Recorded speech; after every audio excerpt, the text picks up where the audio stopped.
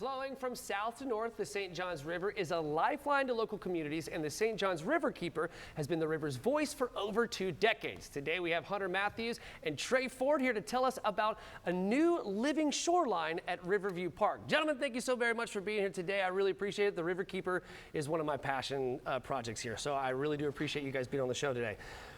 What's a POSH module, and is that it? This is a POSH. Okay. And it stands for Pervious Oyster Shell Habitat. Okay.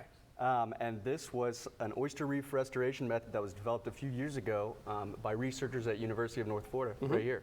That's very cool. What's the purpose of it? So this is for oyster reef restoration. And it's essentially just made with recycled oyster shells from the Guana Research Reserve and a thin layer of cement. That's amazing. Okay, so why do we need to restore oyster habitat?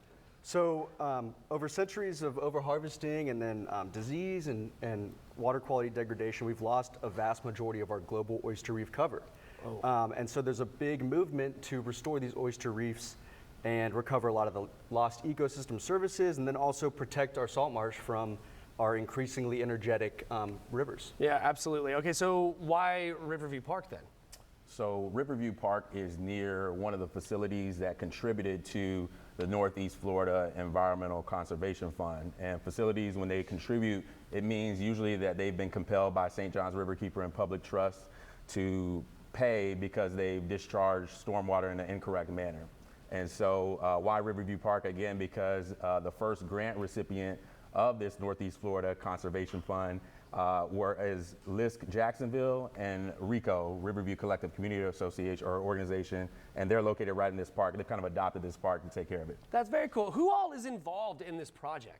A lot of people. So together, everyone achieves more. So I mentioned St. Johns Riverkeeper and Public Trust, who are kind of advocates to enforce this, but don't receive the funds. The recipients are LISC Jacksonville and RICO, Riverview Collective Community Organization. Also, we've had a local high school teacher, David Wandell, and his students create about half of the POSH modules that we're going to be installing here. That's awesome. Thanks, the guys. Parks Department, so many people involved in this effort. That is really, really, really, really cool. Okay, so if folks want to learn more about the St. Johns Riverkeeper, where can I send them? Because I'm just about running out of time. www.stjohnsriverkeeper.org. All the information's there. stjohnsriverkeeper.org. Gentlemen, thank you so very much. I really appreciate you being on the show. You guys do great work. Thank you so much. Jordan, what's